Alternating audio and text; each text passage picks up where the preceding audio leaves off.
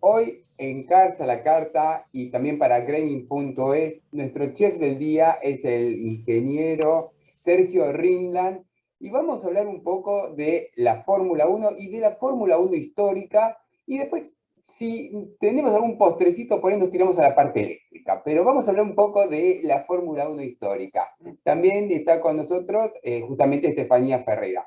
Hola Sergio, Estefanía, ¿cómo están? Hola, hola Edgardo, muy bien, un gusto estar con ustedes y bueno, ya tengo preparada la cocina, así que adelante. Bárbaro, un gusto también estar con ustedes y bueno, yo los dejo y si puedo ir metiendo un bocado, voy, porque acá yo vengo a aprender. Bueno, perfecto, entonces vas a probar el menú del día. Bien, vamos a hablar un poco de la Fórmula Uno histórica porque, bueno, este año se ha llevado a cabo el falso Gran Premio de Bélgica y yo me acuerdo que a principios de los años 90 los pilotos se sentaban y llovía y corrían. Vamos a ser Por sinceros, y supuesto, corrían. por supuesto.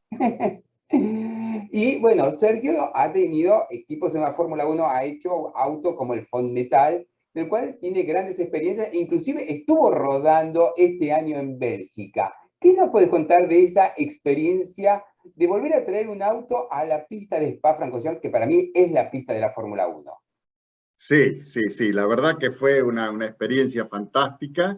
La oportunidad se dio porque Eric Van de Poel, que fue el piloto que yo tuve en el año 92 con el Metal, compró con un amigo el auto que él había usado en la última carrera en Monza, la última carrera que corrió Metal. Y era un auto bastante, digamos, en muy buen estado, porque había hecho en ese año, solamente corrió 3 carreras, ese particular auto, era el chasis 03, que lo tuvo un fanático italiano en Roma, en el living de su casa, por 28 años. O sea que el estado del auto estaba impecable, ¿no? Así todo les llevó, yo te diría que les llevó más de un año ponerlo todo en orden de marcha, ¿no es cierto? Hubo que conseguir un motor, un Ford HB, que se lo conseguí yo aquí. Y bueno, yo lo fui ayudando digamos, en la reconstrucción del auto porque hubieron que hacer un montón de piezas nuevas y cosas porque 28 años el auto parado, 29 años, muchas cosas se deterioran. Pero la gente que lo hizo un trabajo extraordinario. Y bueno, obviamente me invitaron a mí para la demostración que hacían en Spa este fin de semana. Había una demostración de varios autos históricos, entre los cuales estaba el Metal. El Metal era el más nuevo, si querés, de todos, ¿no? Del año 92. Había, te digo, una Maserati 250 del 57, de la época de Fangio. No era el de Fangio, pero era un auto igual. Un Talbot del 54, estaba el Fittipaldi, el Copper-Zúcar con Emerson estaba también. Tengo ahí una foto con Emerson. Y bueno, fue un lindo evento. Había un Williams como los que corría Reutemann, pero era el de Jones. Había varios autos interesantes, ¿no? Así que fue una experiencia fantástica. El sábado Eric giró con el auto, dio unas 5 o 6 vueltas y quedaron todos con los ojos abiertos porque dice, este no está haciendo una demostración, lo está pisando en serio y lo pisó en serio. Sergio, te hago Este, una pregunta, te sí. interrumpo.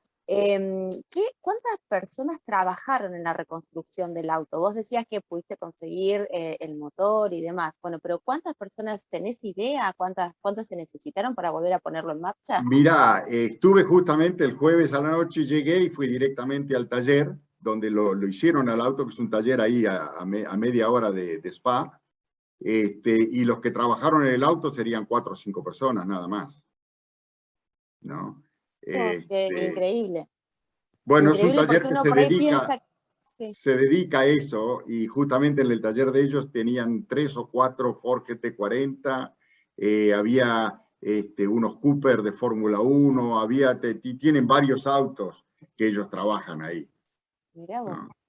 porque uno piensa que por ahí se necesita, como vimos arreglar el auto de Checo Pérez, ¿no? Que por ahí se necesitan 10, 12 mecánicos para arreglar un auto. Bueno, te cuento, el auto ese, el Sí, Ford Metal, es uno de los autos que más, yo te diría que de todos los autos que yo hice en Fórmula 1, es el que considero el mejor, a pesar de que no fue el más exitoso, porque, como yo digo, lo hicimos para el equipo equivocado, ¿no? O sea, lo hicimos para un equipo que no tenía los recursos, ni económicos, ni humanos, para llevar un auto de ese tipo a la Fórmula 1. Pero a nosotros nos encargaron el auto, la empresa mía, que fue la que formé cuando cerró Brabham, y el auto ese lo diseñamos, te diría, si diseñadores éramos 5, más el aerodinamicista, más unos técnicos, en total, digamos, la empresa mía éramos 10 en ese momento,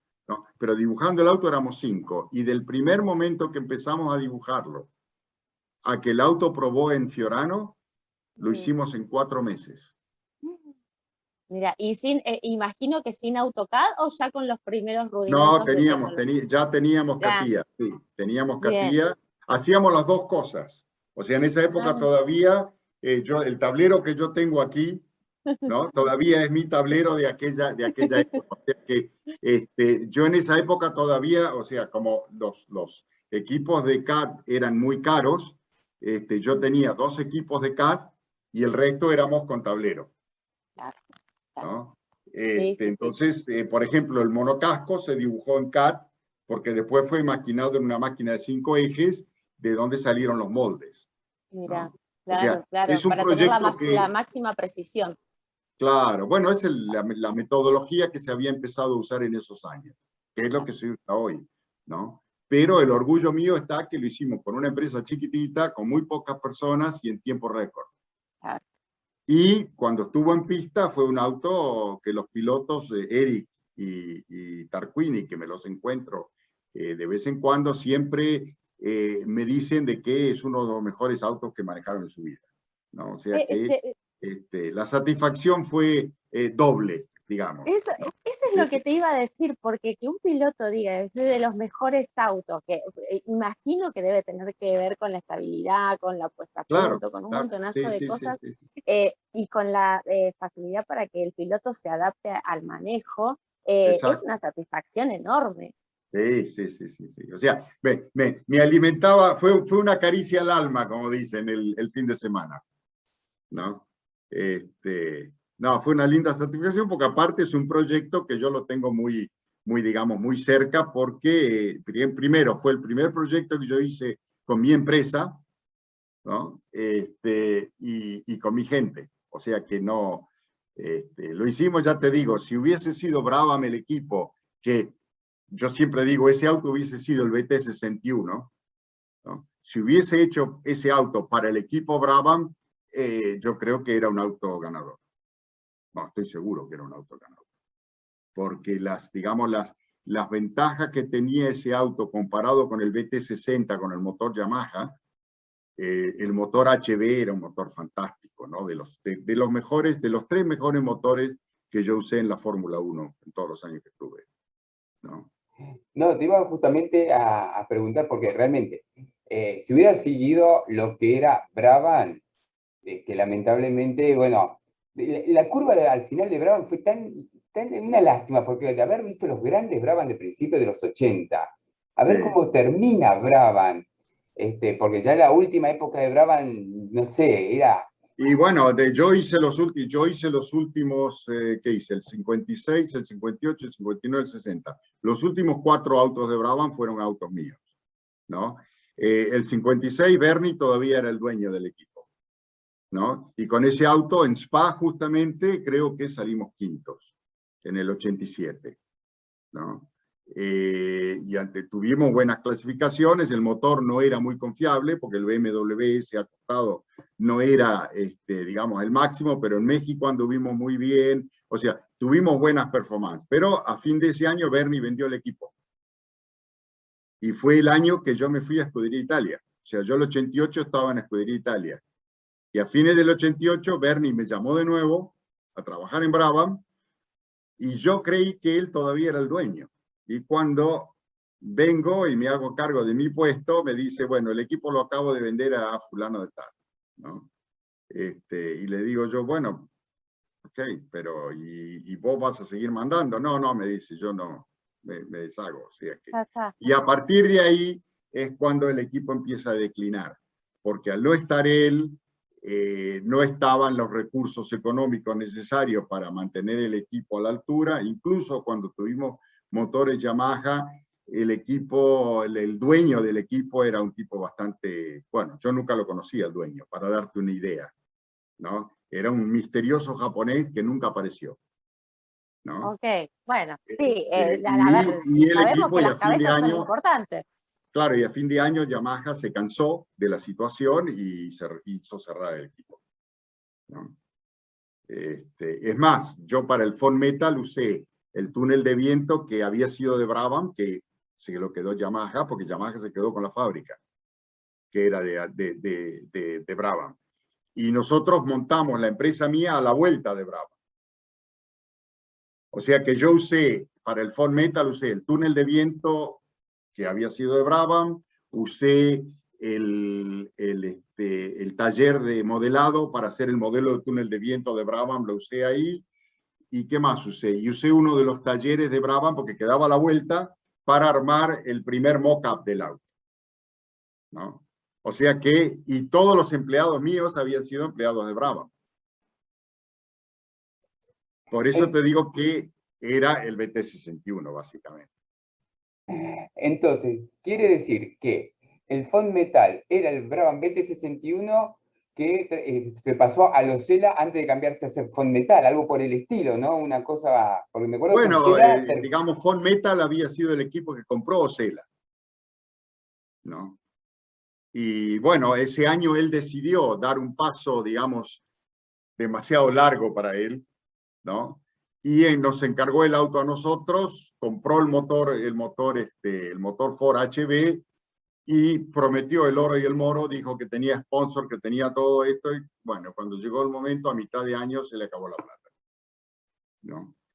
Y bueno, por eso te digo, hicimos el auto apropiado para el equipo inapropiado. ¿Cuántas historias de la Fórmula 1 debe haber de autos apropiados, como vos decís, que han llegado en equipos que realmente no tenían los recursos para poder explotar el Sí. máximo? Han habido varios. Pero el auto ese, realmente volver a encontrarme con ese auto después de 25 años y empezar a mirar los detalles y las características, la memoria te vuelve a traer a todo el desarrollo, los trabajos, digamos, fue un proyecto interesante. Sí, fue todo un proceso. Todo el proceso, volver a revivirlo, volver a rememorarlo. Claro, Fantástico, porque teniendo el auto ahí, no digamos, todos los detalles, me acuerdo de esto, me acuerdo del otro. Y ahí es donde empiezan a surgir las anécdotas del café, de estar hasta las 3, 4 de la mañana. Totalmente. Sí, hermoso. Totalmente. Para mí Sí, es fantástico, eso es la parte más linda, digamos, de todo lo que no se ve de las carreras. Bueno, exacto. Son esas caricias al alma que uno recibe de vez en cuando. Y bueno, te voy a traer un poquito a la actualidad porque yo estaba mirando el otro día, bueno, lo que fue la carrera de Bélgica y todo esto, pero 2 o 3 días después vi el Gran Premio de Fórmula 3, que se corrió también bajo el agua, por ahí en condiciones no tan extremas. Te pregunto justamente haciendo referencia a estos autos de principios del 90, al tener menos aerodinámica o una aerodinámica diferente, ¿les permitía correr con condiciones de lluvia que ahora yo veo que no pueden correr y tienen que salir los safety cars? No, poder pueden correr. Lo que ha cambiado es el paradigma, digamos, social y mental de la gente. O sea, en el año, ¿qué año fue? En el 89, creo que fue en el 91 con el BT60. Los pilotos hacían trompos en la recta de la cantidad de agua que había. Y se corrió igual. Martin Brundle chocó en la vuelta previa en la recta. El auto le hizo un trompo y tuvo que entrar a boxe, lo reparamos y largó de atrás.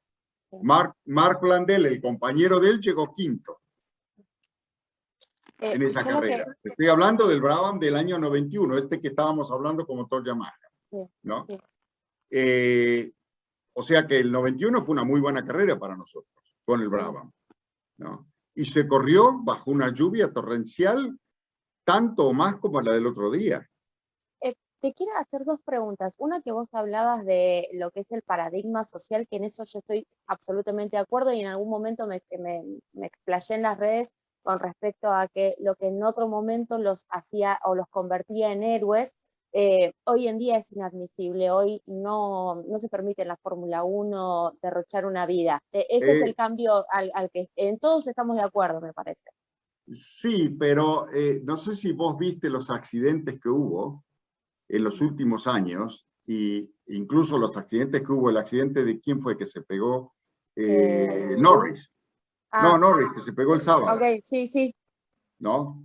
Del auto no quedó nada, y se pegó en Eau Rouge, que es la curva más, digamos, difícil del todo la Fórmula 1, ¿no? Es más, la han modificado Eau Rouge y la han hecho más peligrosa. Porque Eau Rouge ahora es flat. O sea, no tenés que levantar. Antes vos hacías la primera entrada de Eau Rouge y levantabas un poquito antes de la segunda, porque te quedaba muy cerrada, ¿no? Hoy día la trajeron a la segunda curva un poco más hacia la derecha y es todo flat.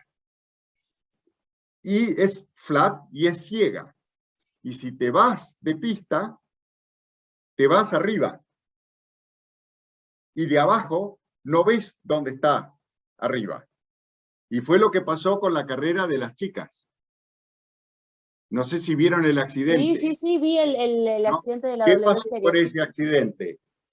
El primer auto hizo un trompo y en vez de quedar en la parte de afuera de la pista, que sería lo normal, rebotó hacia la parte de adentro. Cuando todos los otros autos, las chicas vieron la bandera amarilla, se tiraron todas para adentro, creyendo de que el accidente estaba en la parte de afuera, porque no se ve. Ahora y ahí sí, ahora tiene sentido. porque el auto estaba parado en la parte de adentro.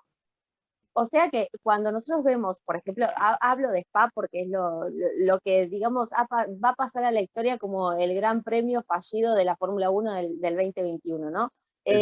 Pero hay una conjunción de factores en las que influyen no tanto el diseño del auto, porque precisamente una de las cosas que se esgrimía era, bueno, están en los autos más seguros, ¿por qué no pueden correr? Entonces, uno de los problemas es la modificación del circuito. Y el otro de los problemas te quería preguntar, porque cuando vos tuviste que preparar los autos, ¿vos lo hacés también pensando en el tipo de neumático o en los compuestos de neumático que va a llevar ese auto? Porque evidentemente, entonces también hay una falla por parte de los neumáticos que lleva ahora la Fórmula 1. No sé, eso no te lo puedo decir. O sea, no sé cómo se comportaban esos neumáticos en lluvia, me imagino que bien. Pero yo creo que fue una decisión tomada por ese temor de que pase algo. Sí, ¿no? Estamos de acuerdo. En la época mía no se nos cruzaba por la cabeza. Sí. Porque siempre pasaba algo. Claro. Entre comillas. Claro, sí. Y no había la seguridad que hay ahora. Pero tampoco hay ese estigma social que hay ahora, que si uno permite una actividad, digamos, y hay una tragedia, eso directamente no se permite. Entonces, les crea a la gente, a los dirigentes y a los comisarios, a los que tienen que tomar esas decisiones, les crea un problema interno de yo no quiero ser culpable de lo que puede llegar a pasar. Entonces, directamente no lo hago. Claro, ¿no? Yo creo que una de las cosas que nos quedó de lo que fue Spa es esas 4 horas donde se tenía el pronóstico meteorológico que se sabía que no iba a mejorar, por ahí estirarlo tanto, ¿no? Me parece que eso fue lo que más enojo provocó en los espectadores. Me imagino. O sea, Que yo el quizás la organización sábado, lo podría haber tomado antes. yo el sábado llegué al circuito a las 7 de la mañana, ¿no? Y ya estaba lleno de gente. Y eso fue el sábado, no el domingo, ¿no?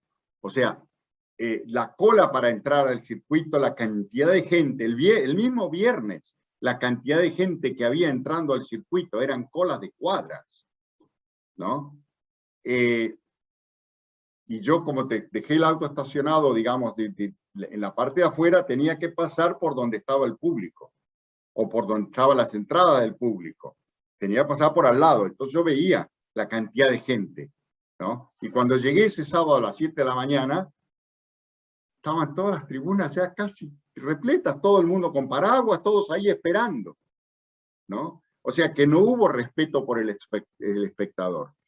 En la época, como dijo Eccleston el otro día, en la época nuestra, los que tomaban la decisión, si tomaban el riesgo, eran los pilotos y los equipos, no gente externa. ¿No es cierto? Si yo soy piloto, por ejemplo, si yo soy piloto y no quiero correr, no corro como hizo Lauda en el 77. Yo paro y no corro, ya está, y digan lo que quieran, ¿no? Los otros pilotos corrieron, no hubo ninguna tragedia, pero Lauda había tenido el accidente hacía muy poco y realmente tuvo miedo. Es una reacción humana normal. Bueno, si no querés correr, no corras, ¿no es cierto? O sea, si vos no querés tomar Eau Rouge Flat en la lluvia, no lo tomes, pero alguien lo va a tomar y va a ir adelante tuyo. Así es el automovilismo, ¿no? O sea, te dicen, esa curva es muy peligrosa, bueno, levanta antes, ¿no es cierto? O sea, creo que Traverso fue el que dijo, para eso está el pedal del medio, ¿no? El que no tiene el coraje, que use el pedal del medio. Eso creo que dijo Traverso una vez, o algo parecido, ¿no? Sergio, me haces acordar, mira, con lo que estás diciendo, a 3 o 4 figuras históricas del automovilismo. Por lo de decir de si es peligroso no corro, me acuerdo de Emo Fittipaldi, cuando no quiso correr en Montjuic 75, porque era peligroso, Exacto, y paró. Exactamente. Me acuerdo de Exacto. Prost, en una carrera en lluvia, que no sé si había sido en Australia 91 o algo por el estilo, o cuando estaba con McLaren. Sí, fue en Australia, yo estaba ahí, que chapoteábamos en los boxes, sí. Y dijo, no corro porque hizo una vuelta y se metió en boxes. Y también me acuerdo la contrapartida de la moneda, Gilles Villeneuve, que decía, ¿por qué no se va a correr llueva o nieve? Porque siempre va a haber un piloto que va a ir 5 kilómetros más rápido que el otro. Exactamente, exactamente, exactamente, ¿no? Yo tengo una anécdota del Autódromo de Buenos Aires. Una vez fuimos a probar cuando estábamos con Guillermo Kisling, y llovía, entonces con Guillermo nos miramos y, bueno, entusiasmados, vamos a poder probar las gomas de lluvia, ¿no? Y quiso salir, y el que estaba ahí en el circuito nos hizo, no, acá no se sale, porque está lloviendo. Dijimos, sí, está lloviendo, vamos ahí, el auto va más despacio y tenemos goma de lluvia. Claro. No, dice, no, acá en la lluvia no se anda porque siempre hay algún loco que quiere ir más rápido que el resto y es peligroso. Le digo, normalmente claro, el loco es el que gana la carrera. Claro, vos sabés que yo te quería preguntar precisamente por esto, ¿no? Porque si no se corre bajo condiciones de lluvia, obviamente que hay lluvias y lluvias, ¿no es cierto? Pero vos tenés neumáticos para piso mojado, vos tenés el pool wet en este momento, que teóricamente tendría que servir para mantener el grip del auto en las condiciones más adversas. Y después, por otro lado, yo no conocía lo que decía Traverso, pero yo siempre digo, bueno, pero en lugar de hacer una vuelta de 1 minuto 20, puedes hacer una vuelta de 4 minutos, alguien va a hacer una vuelta de 4 minutos 5, a ver, porque yo a veces lo comparo con la máquina de coser, ¿no? La máquina de coser, la industrial o la semi-industrial te dice, bueno, no puede ir despacito porque se rompe la bobina y demás. El auto de Fórmula 1 debe tener una velocidad mínima, qué sé yo, 100 kilómetros por hora o lo que fuera, para que no se rompa, para que no se desgasten las piezas y demás. Bueno, podés ir a esa velocidad mínima. Si nadie te dice que tenés que correr en Eau Rouge lleno de agua, en condiciones adversas, con poco grip, a 350 kilómetros por hora. El problema más grande que había y por el cual no se corrió no es tanto el grip, sino que la visibilidad. Claro. Sí. Ahora, yo me acuerdo, en mi época, o sea, es normal, los pilotos, yo me acuerdo Silverstone, porque Silverstone siempre llueve, ¿no? Claro. Y a veces llueve tanto que en la recta se trompos, ¿no? Y yo me acuerdo que cuando no hay visibilidad, vos no mirás hacia adelante, mirás hacia el costado. Vas a fondo y mirando hacia el costado porque tenés la referencia de dónde tenés que frenar. Y bueno, si alguien se pega delante tuyo, y bueno, ya está. Ahora, si no tenés esa condición de poder tomar ese tipo de riesgo, y bueno, levantás y no corréis. Pero que la decisión la tome el piloto, no considero que la tiene que tomar un comisario de pista. Tengo una pregunta, Sergio, porque veo que por lo menos seguís involucrado dentro de lo que es el mundo del automovilismo. Hoy en día, ¿habrá algún artículo en los contratos que digan que el piloto no puede tomar esas decisiones y que le corresponde enteramente al comisario deportivo? Quizás por eso vimos y se No, expone tanto a la FIA. no, en el reglamento no creo que exista una cosa así porque estamos hablando de seres humanos, o sea, no le pueden exigir a un piloto, el dueño del equipo, no el comisario, pero el dueño del equipo, no le puede exigir al piloto que haga algo que no quiere hacer. ¿No? O sea, eso yo nunca lo he visto, ¿no es cierto? Sí. Pero las decisiones de correr o no correr, normalmente, como decías vos, Edgardo, antes las han tomado los pilotos, ¿no? En este caso, el que se veía que no quería correr era Vettel. Sí. Vettel dijo, acá no se puede correr. Bueno, no corras. Claro. Es muy sencillo, o sea, es muy fácil. Ok, sí. Quédate en el box, tranquilo, porque hay otros pilotos que sí quieren correr y sí les interesa tomar el riesgo, ¿no? Y quizá tener una buena prestación en una carrera tan peligrosa y salir bien y sumar puntos o llenarse de gloria o tomar el riesgo de tener un accidente y por ahí lastimarse, que hoy día es más difícil, ¿no? Sí, yo veo que hay vamos a decir, el chivo expiatorio en todo esto es este muchacho Michael Masi, que le han caído, pero de lo lindo y por todos los lados, le han pegado de todos los lados. Y sí, porque él no tendría que haber tomado esa decisión. Claro, no, yo en eso en eso yo estoy de acuerdo, concuerdo con vos que eso no tendría que haber tomado, pero en el lugar de Masi, ¿cómo puede lidiar con tantas presiones externas? Me imagino, de la FIA, de los equipos, de los pilotos, de la gente, porque son una resolución que se lo tomó en poco tiempo. ¿Cómo puede hacer? Porque realmente las presiones son terribles y no todos están, vamos a decir, habilitados para estar en ese lugar. No es un Es cierto. O sea, cuando, volviendo un poquito atrás, cuando falleció Charlie Whiting, ¿no? Las personas que lo conocíamos y, digamos, el ambiente en general de la Fórmula 1, dijimos, bueno, ahora van a hacer falta entre 5 y 10 personas para hacer el trabajo que hacía Charlie, ¿no? Era un tipo que, o sea, fuimos amigos, fuimos compañeros de equipo en Brava, o sea, yo lo conocí muy bien. Y Charlie era un tipo que él tomaba las decisiones, él tenía la responsabilidad y se bancaba cualquier crítica. Y las decisiones que él tomaba en el 99% de los casos era la decisión correcta, ¿no? Y tenía el apoyo de Eccleston, no nos olvidemos de eso, ¿no? O sea, que prácticamente la Fórmula 1 la manejaba una persona o dos, ¿no es cierto? Y todo el mundo, cuando tenía que tomar una decisión, lo miraban a Eccleston. ¿No es cierto? O sea, la Fórmula 1 no era una democracia, ¿no? Yo no estoy de acuerdo con ese tipo de régimen autoritario en lo que hace manejar manejar un país, pero manejar la Fórmula 1 es otra cosa.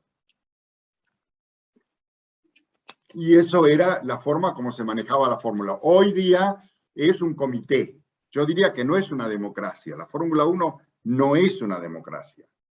No lo fue nunca y no lo es ahora tampoco. Ahora es un comité, que es peor. Que es peor, porque si yo pongo a votación, ¿no es cierto?, entre los pilotos, corremos o no corremos, eso es democracia.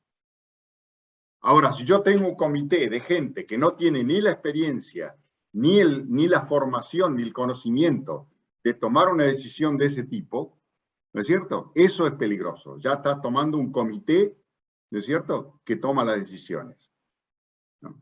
O sea que ellos siguen con la misma metodología que tenía Bernie, pero sin la experiencia, sin el conocimiento y sin el coraje que tenía Bernie.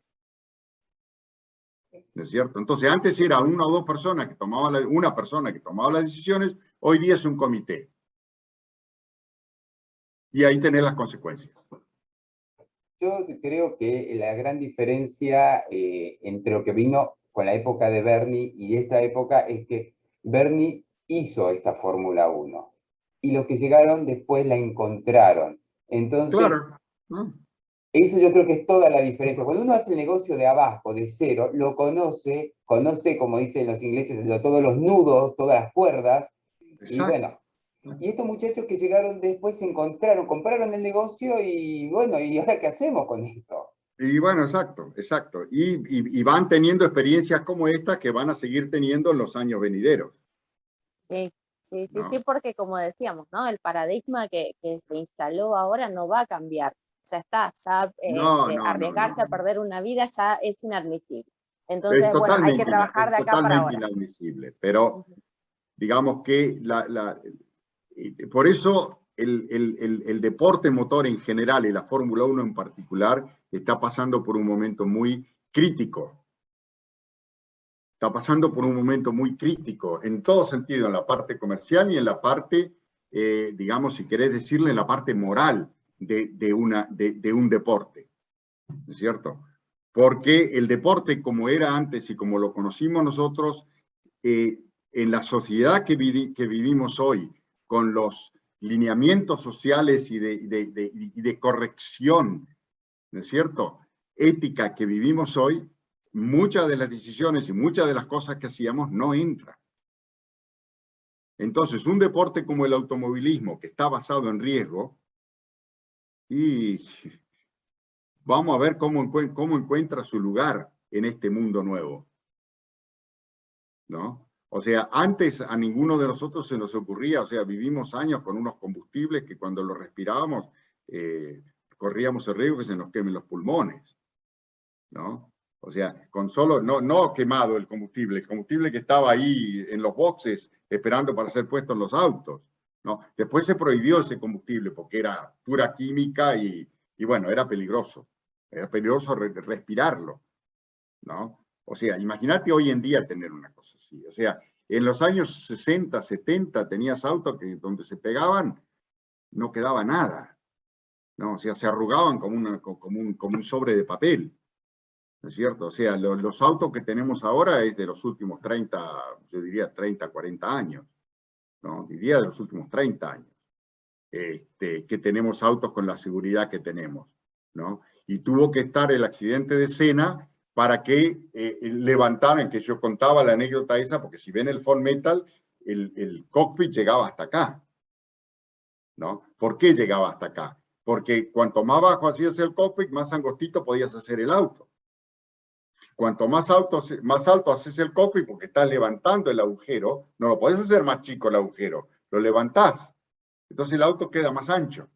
Y esa fue una discusión que tuvimos en los años, fines de los 90, fines de los 80, principios de los 90, tuvimos esa discusión con la FIA, que algunos de nosotros quería levantar, digamos, el cockpit y otros no, porque querían seguir teniendo el auto angostito que era mejor aerodinámicamente, ¿no? Hasta que fue el accidente de Senna.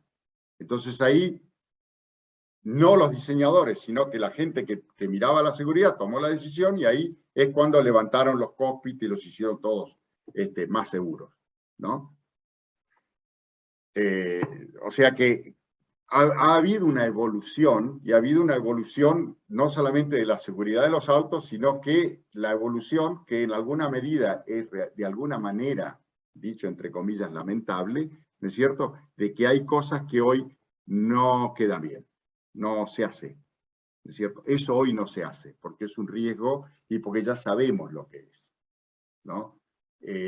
Antes no teníamos ese conocimiento, ¿no? qué sé yo, en la década y esto traigo a colación porque mi hija está haciendo una película del tema, ¿no? En el siglo XVIII, en el siglo XIX y en el siglo XX, cada ciudad tenía su zoológico, porque era una manera de educar a la gente en, digamos, en la fauna de otras partes del mundo, de otras partes del planeta. Decía que hoy en día vos vas a un zoológico y ves a los pobres elefantes, ¿no? Y con el conocimiento que tenemos hoy de lo que es, digamos, la psicología y la mente y la inteligencia de esos animales, y los ves en un lugar cerrado, te digo porque los vi hace 2 años y te dan pena, te dan angustia, Sí. ¿es cierto? Pero es por el conocimiento que tenemos hoy, que hace 100 o 200 años no lo teníamos. No teníamos ese conocimiento. Entonces, para nosotros ver un elefante era, wow, un elefante. Hoy día vas y lo ves y decís, mira qué triste que está, ¿no? ¿Por qué no lo dejan en libertad? ¿No es cierto? O sea, esa evolución que hemos tenido nosotros es lo que nos lleva a que hoy la Fórmula 1 no se permitan los riesgos que se permitían hace 20 o 30 años. Sí, sí, sí. ¿No? Es la misma, digamos, por eso digo que es un paradigma que hoy estamos viviendo y que es inevitable, es parte de nuestra evolución como sociedad, ¿no? Y así como hoy ya no es aceptable tener zoológicos, es muy probable que dentro de poco no sea aceptable arriesgar la vida en un circuito y en una curva como Rouge, por ejemplo, ¿no? Y bueno, nos va a doler en el alma, pero ¿qué le vamos a hacer? Sergio, yo te quiero agradecer mucho por este menú exquisito que nos estás dando realmente, tanto para Carza la Carta como para Graining.es, porque realmente a mí me dejaste absolutamente satisfecho. Con la mente me fui a principios de los 90, veía esa carrera, me acuerdo en los viejos y queridos Brabham con la publicidad de la láctea al costadito. Sí, Parmalat, Olivetti. Y a uno se le cae, se le pianta un lagrimón, como decimos acá en Argentina, de haber visto esa vieja querida Fórmula 1 que a tanto nos atrajo. Así que yo Sí, personalmente te agradezco muchísimo. No sé si Steffi te queda algo te quedó el postre, porque vos querías hablar, me acuerdo que querías hablar de los vehículos eléctricos que yo hago ahora. ¿Te lo puedo pedir para otro menú ese? Sí, totalmente, Sí. totalmente, total. Por lo que yo veo ahora cómo vienen mis cosas, voy a seguir con estos vehículos eléctricos por un tiempito más. Entonces, sí, eso yo te lo voy a pedir para un menú especial porque realmente no hablar de lo que pasó, de lo que es Bélgica, de lo que es la historia de la Fórmula 1, es una picardía, pero también vamos a hablar de lo que es el presente y el futuro, que es eléctrico realmente. Es lo que De los tenemos. autos, mirá, es un gran tema ese, ¿no? Eso de decir el futuro es eléctrico, hay que tomarlo también con pinzas, ¿no? Y lo vamos a hablar en la próxima, lo vamos a hablar en la próxima charla. Ya que yo estoy metido en los autos eléctricos de cabeza. Listo. Nosotros también, te puedo asegurar que nosotros también. Entonces lo tengo, es un tema que, digamos, da para una charla larga porque no es tan así como lo quieren presentar. Sí, concuerdo totalmente. Te lo doy en el cafecito, digamos, del almuerzo, ¿no es cierto? O sea, en este momento, si te digo acá en Europa, ¿no? En Argentina no sé cómo fue, pero acá en Europa, hace unos años, hará 15, 20 años, el gran descubrimiento fue el diésel, ¿no? ¿Por qué? Porque los vehículos diésel tienen una emisión de CO2 inferior, menor, que los vehículos a nafta. Claro. Entonces, ese conocimiento limitado, ¿no? Lo tomaron los políticos y dijeron, ok, a partir de ahora todos los autos tienen que ser. Entonces crearon legislación. Espera, que esto. Ok.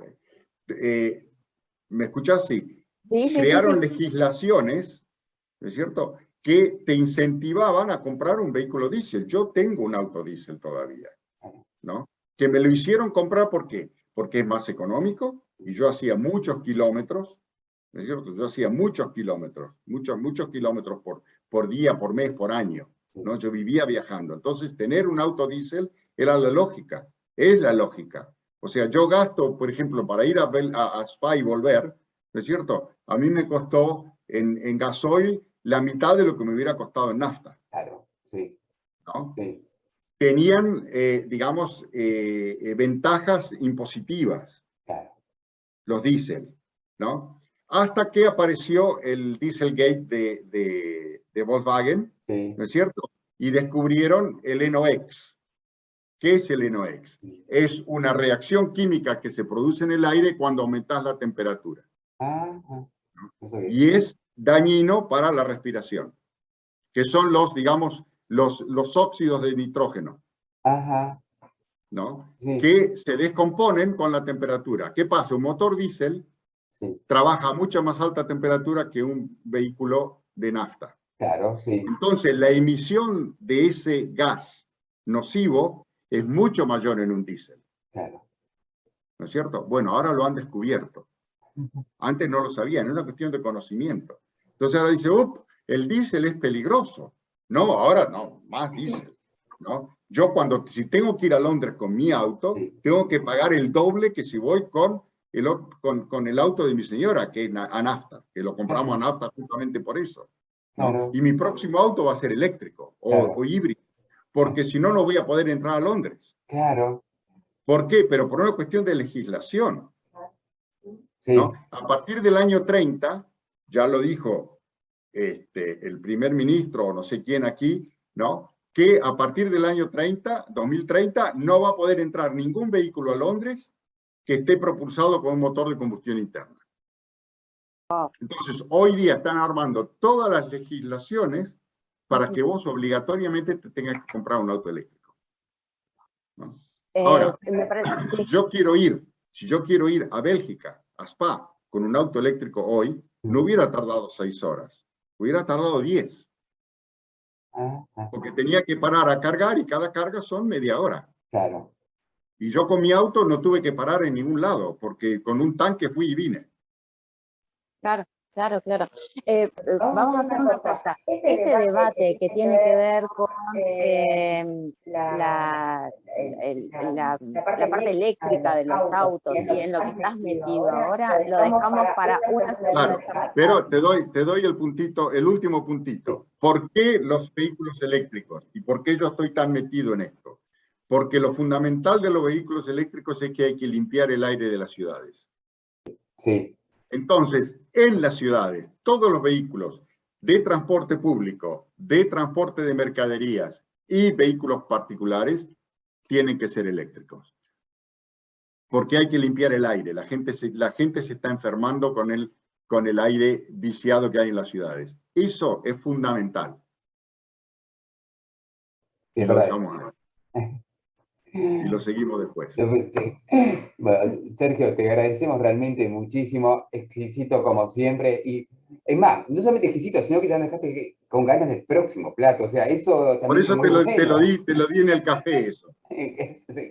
O en el limoncello. Buenísimo. Bárbaro, Sergio, muchísimas gracias, un abrazo grande. Un fuerte abrazo. Estamos comunicando. Saludos a Mar del Plata. Gracias. Un beso grande.